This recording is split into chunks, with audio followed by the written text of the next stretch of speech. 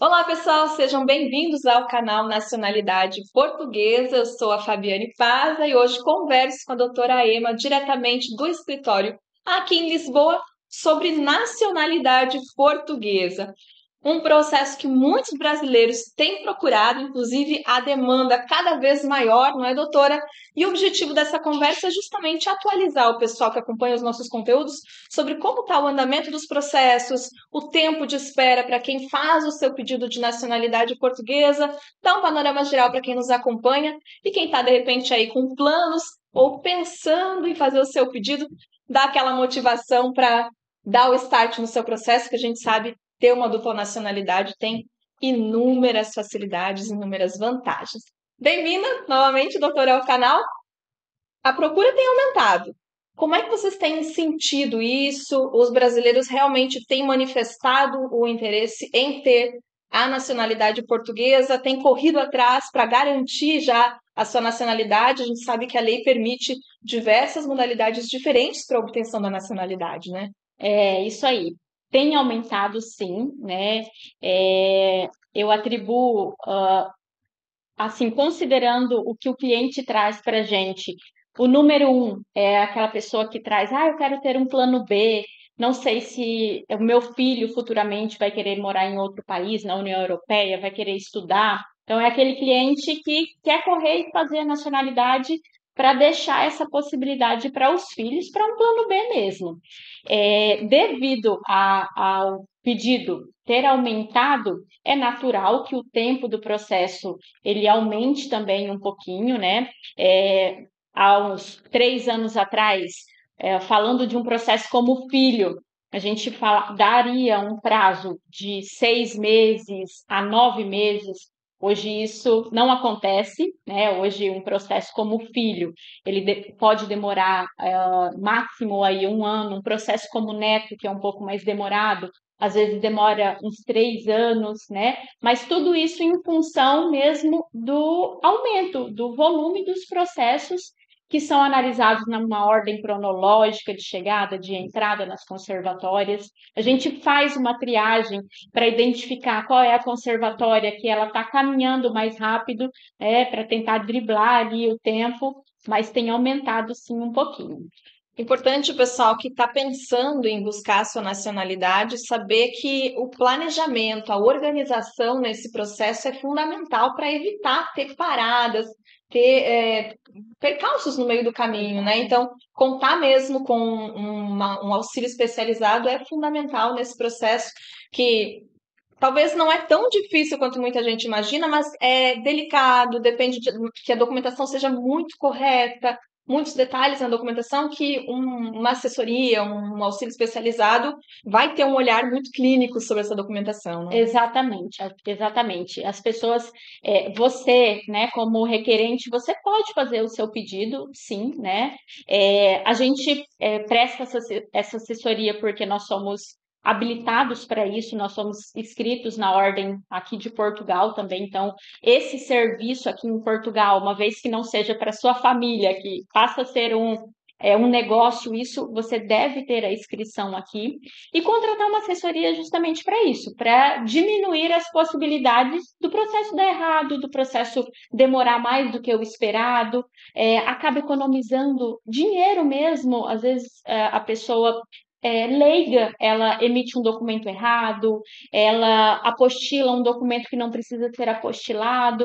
Por isso que é importante, sim, o acompanhamento de uma assessoria para esse planejamento para obter essa nacionalidade. Falando da realidade do escritório, a doutora consegue trazer, de repente, algum número de quantos processos vocês têm recebido mês a mês ou anualmente, só para a gente poder ter uma ideia de como está esse volume? Olha, mensalmente nós estamos protocolando, e quando eu digo protocolando, é iniciando um processo aí que pode levar de 3 a 3 anos, de 3 meses a 3 anos. Por que eu estou falando um prazo tão curto e um tão longo? Porque envolve filho menor até um casamento, que é um processo mais longo. Mais ou menos 80 processos protocolados mensalmente dentro do escritório, só de nacionalidade portuguesa. É bastante É coisa, bastante, é é bastante bastante. coisa. A doutora consegue dar um panorama, modalidade a modalidade? Quais costumam ser as mais rápidas e quais costumam ser com os processos mais longos e por que desses processos talvez se Claro. estenderem para alguns casos? Sim, mais rápido sempre é o filho, principalmente o filho menor. Filho menor, além de ser mais barato, ele também tem prioridade na tramitação, assim como também o filho e o neto maior de 85 anos. Tá? Então, tem mais de 85 anos, qualquer que seja o processo, tem prioridade. E o menor também. Processo como o filho menor hoje leva no máximo 6 meses, tá? E o processo, esse é o mais rápido, e o processo como filho maior, que é o maior volume do escritório, ele leva em média 1 ano. E os casos mais longos, é mesmo do casamento? É mesmo do casamento. Casamento ou união estável. Sou casada com um cidadão português ou vivo em união estável com um português, posso obter a nacionalidade se eu cumprir alguns requisitos. E esse processo leva 3 anos, 3 anos e meio. Por quê que ele leva 3 anos e 3 anos e meio? Porque essa é uma conservatória que eu não posso escolher. Aquela triagem que eu faço hoje, para onde eu vou mandar esses processos como filho? Identifiquei que é a conservatória de Ponta Delgada. Então, eu faço o protocolo nessa conservatória, porque eu sei que o volume de processo ali está menor. Já o processo pelo casamento, união estável e neto, eu não posso fazer essa escolha. Eu devo fazer o protocolo em Lisboa. Então, o número de processos é muito grande. Então, é por isso que demora. E isso foi muito legal, porque o cliente pergunta, mas o processo do meu vizinho, ele concluiu muito antes do que o meu.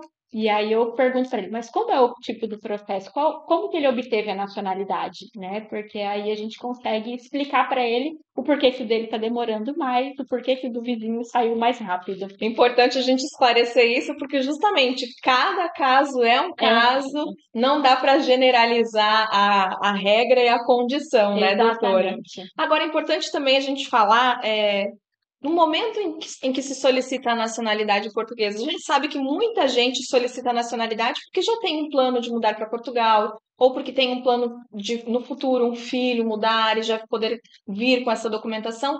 Mas para quem, de repente, não pensava nisso, por que investir em uma nacionalidade portuguesa, investir em uma dupla nacionalidade? A gente sabe que a lei do imigrante, ela não é uma lei. Ela não é uma lei rígida, ela é uma lei que sofre alterações recentemente, alterações que ampliaram as possibilidades, mas a gente sabe que também podem acontecer alterações que retirem aí alguns direitos. Exato. Então, estar atento e buscar essa nacionalidade enquanto a lei permite é o caminho mais seguro. Exatamente. Como eu disse lá no começo, a maioria dos clientes, para obter a nacionalidade, não é porque eles querem morar em Portugal ou em outro país da União Europeia, é simplesmente para ter um plano B, né? Aconteceu alguma coisa aqui no meu país, ou eu quero passar para um filho, tá ali prontinho, meio caminho andado, né? Ou se não pega mala e vai embora, né? Mas existe essa outra questão.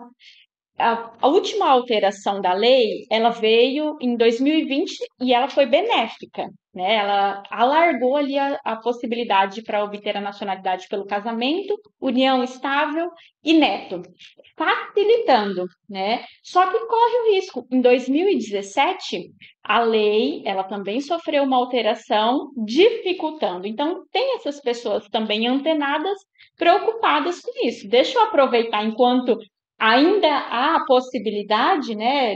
Não vejo que, por enquanto, não haverá nenhuma mudança, mas sim existe a possibilidade aí de alterações que venham prejudicar e não beneficiar como foi a anterior.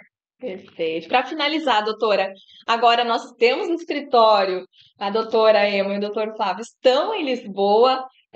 Como que isso pode auxiliar? Como que isso pode, de repente, a gente sabe que depende das conservatórias para o andamento dos processos, mas a presença de vocês aqui certamente vai ajudar no andamento desses processos e também para poder receber novos processos de nacionalidade.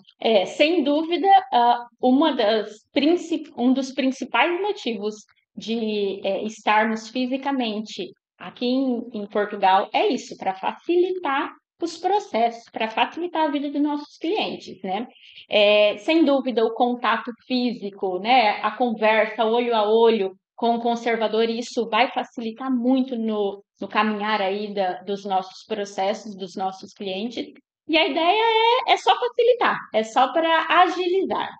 Perfeito. Muito obrigada, doutora, pelos esclarecimentos. Já deixamos então aí a recomendação para quem está com processos em andamento, porque como esses processos têm andado e para quem tem direito à nacionalidade portuguesa, de repente está aí pensando se vai dar entrada no seu processo, de repente esse é o momento de aproveitar enquanto a lei está permissiva em dar entrada e protocolar o seu pedido. Você sabe que aqui no canal Nacionalidade Portuguesa você encontra tudo o que precisa saber sobre nacionalidade portuguesa, informações sobre mudar para Portugal e a gente te espera no próximo vídeo. Até lá!